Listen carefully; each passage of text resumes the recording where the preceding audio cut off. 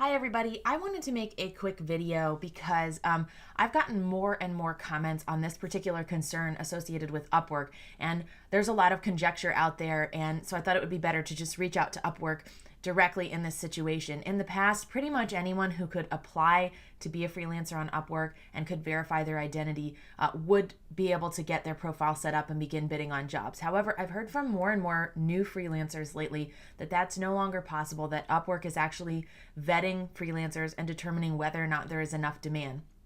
And after hearing this from 3 or 4 different people who had applied to be a freelancer on Upwork and not been accepted, I reached out to the company directly, and this is the response that I got from them. When someone creates a profile to register for Upwork, we review their profile carefully to determine whether there is demand in the marketplace for their skills and experience. While we would love to welcome all freelancers to Upwork, we want to increase the likelihood that freelancers who register can successfully find the opportunities they seek. This requires us to balance the skills offered by new and existing freelancers with the availability of projects that match those skills. For example, at times our marketplace may have too many freelancers with similar skills competing for a small number of projects. In this case, we will limit the number of new freelancers with the same skill set that join our website, and then they've sent me a link to an article that I will include below this video about basically why was my registration not accepted, a common question that they get. So this is a pretty big move for Upwork to actually be limiting who's joining the platform because it's not really clear what the subjectivity criteria are. So I'm not sure if it's like a talent pool where they're actually evaluating all of the freelancers on the site and then determining that some have more experience in the skill set or more to offer than others, or whether it's kind of just like a lottery, whether when there's openings, they let a certain number of people in and that's it. I'm not sure how this is going to affect clients over the long run, because from my perspective, as someone who's used Upwork as a client for years, sometimes I put out a post and no qualified candidates reply at all. So from my perspective as a client, I would rather have the site accept as many freelancers who appear to have the talent as possible, because that gives me as the client a better opportunity to reach out to prospective people who might be a fit. Just because someone was allowed on the site because there was an opening doesn't necessarily mean that I'm interested in working with them, and I feel like more choice is better.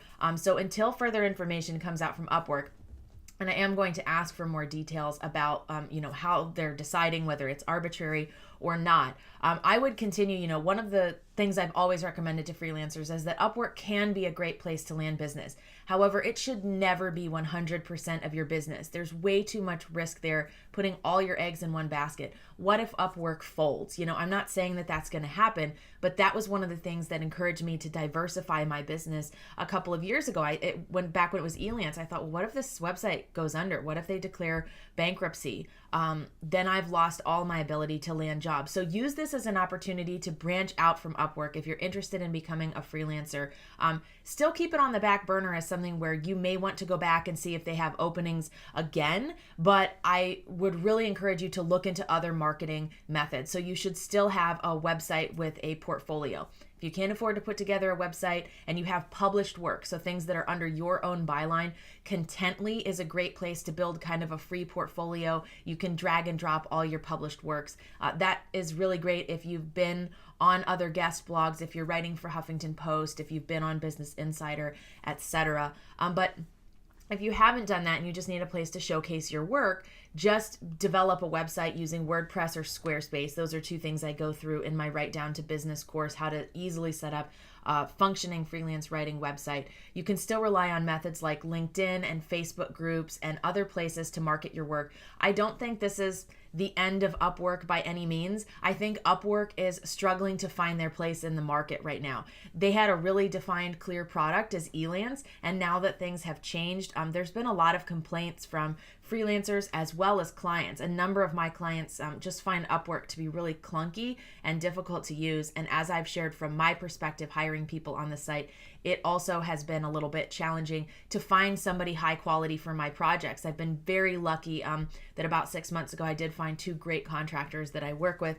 on Upwork, but that was after receiving 30 other proposals that had nothing to do with what I was looking for. So I'm not sure what this will mean for the long run of Upwork. It's something I'm going to continue to monitor and reach out to the company about. I know it's a major concern for freelancers, and I just wanted to share with you the direct response that I got from the company, and then my insight on what I think this means for freelancers going forward and what you should do. So I hope this has been helpful.